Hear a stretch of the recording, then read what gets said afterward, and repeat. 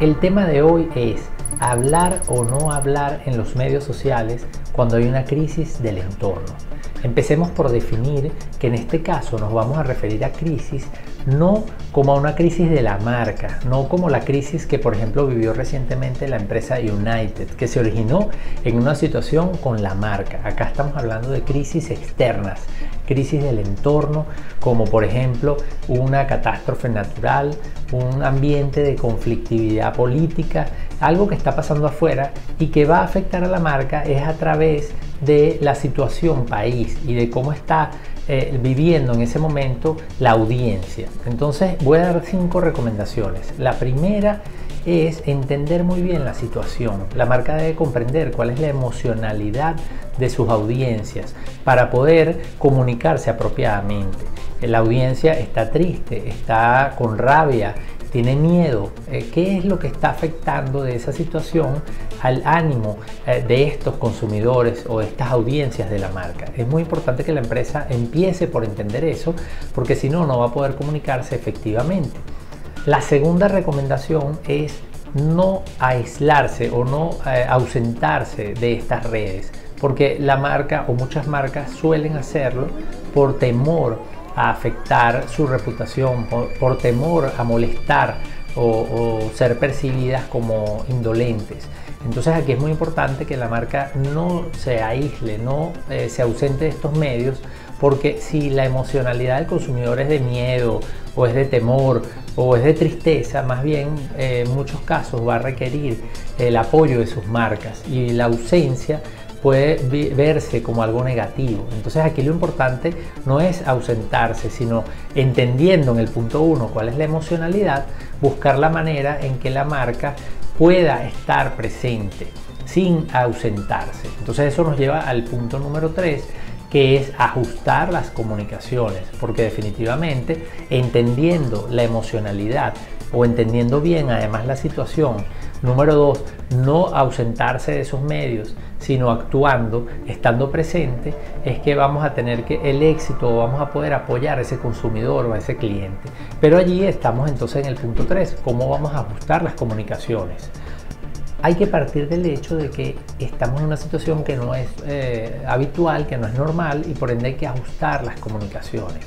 En este caso, ¿qué significa eso? Ajustar la frecuencia, ajustar los horarios, ajustar el tono de esa comunicación, porque obviamente no es prudente que si una situación del entorno es grave, entonces la marca va a hablar en un tono de fiesta, porque esto podría ser negativo. Entonces la comunicación se tiene que ajustar a esa situación. La recomendación número 4 es que hay que vivir un día a la vez. No podemos manejar las redes sociales en un entorno de este tipo en piloto automático. Eso implica que vamos a tener que tener mucho cuidado con los mensajes que están programados, porque podrían salir en un momento en donde no son bien recibidos o pueden generar más bien rechazo. Entonces en este caso hay que llevar la situación al día, un día a la vez, y eso implica observar lo que está pasando y poder comunicarnos en los momentos adecuados, sin programaciones predeterminadas.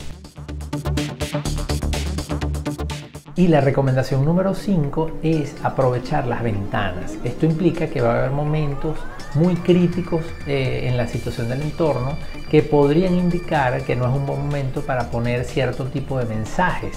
Entonces en este caso es aprovechar esos momentos adecuados, esos momentos donde realmente vamos a agregar valor a nuestras audiencias, y a eso lo llamo aprovechar las ventanas. Resumiendo, entonces tenemos 5 recomendaciones a la hora de enfrentar nuestra posición o de intervenir en medios sociales cuando estamos viviendo en tiempos de crisis del entorno. La primera es entender la situación y sobre todo la emocionalidad de nuestras audiencias. La segunda tiene básicamente que ver con no ausentarnos, sino evaluar esa situación en el punto número 1 y entonces actuar, pero actuar con conocimiento. Número 3, ajustar definitivamente esas comunicaciones a la situación actual.